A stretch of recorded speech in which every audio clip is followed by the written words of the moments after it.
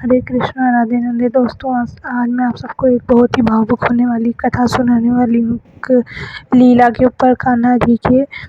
एक वृंदावन में कांताबाई नामक एक स्त्री रहती थी, जो बांके बिहारी के दर्शन करके ही आ रही थी। तो उनको रास्ते में एक लड्डू गोपाल का विग्रह मिला, तो वह उनको ले आई घर पे और सेवा करने लगी।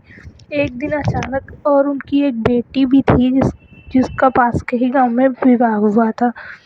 तो अब घर में कोई नहीं था, बस 2 लोग थे, लल्ला और वो कांताबाई। तो वो उनकी डेली सेवा करने लगी। इसके बाद क्या हुआ, एक दिन कांताबाई को बहुत तेज तेज हिचकी आने लगी। तो उनकी बेटी घर पे आई, बोल रही है, उसको लगा कि उनके लल्ला उनको याद कर रहे थे। तो वो गई उस घर में, बोली क्या हुआ लल्ला। फिर उनकी बेटी जब आई तो बताई कि जब आप सच्चे दिल से किसी को याद करोगे तो उसको हिचकियाँ आएंगी। तो कांताबाई ने सोचा कि मैं अपने लल्ला को तो दिन भर याद करती रहती हूँ, तो उनको हिचकियाँ दिन भर आती होंगी। तो अब ये सोचकर कांताबाई ने क्या किया, अपने लल्ला को अपनी बेटी को दे दिया सेवा के लिए, और उनको याद करना छोड़ दिया। जब भी याद आती वो मंदिर चली जाती दर्शन के लिए, मगर याद नहीं करती, क्योंकि उनको लगता था कि कितने परेशान हो जाएंगे वो, अगर मैं उनको याद करूँगी तो उनको हिचकियाँ आएंगी, वह परेशान हो जाएंगे। यही सोचकर वह याद नहीं करती थी। जब भी याद आती थी वो दर्शन करने मंदिर पे चली जाती थी, मगर याद नहीं करती थी। अब क्या हुआ, दिन बीतते गए।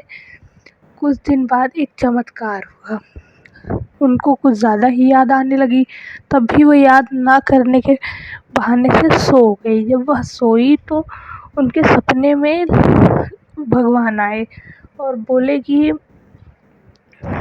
मैया तुम धन्य हो, उनके चरण पकड़ के, कि तुमने मेरे लिए जो है मुझे ही याद करने छोड़ दिया, मेरे लिए, कि मैं तकलीफ़ में ना रहूं।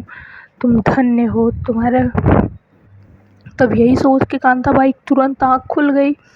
अब क्या हुआ, कांताबाई की जब आँख खुली तो उनके सामने साक्षात ठाकुर जी आ गए और बोला कि तुमने मेरे लिए इतना किया। ठाकुर जी भावुक होकर दोनों लोग रोने लगे।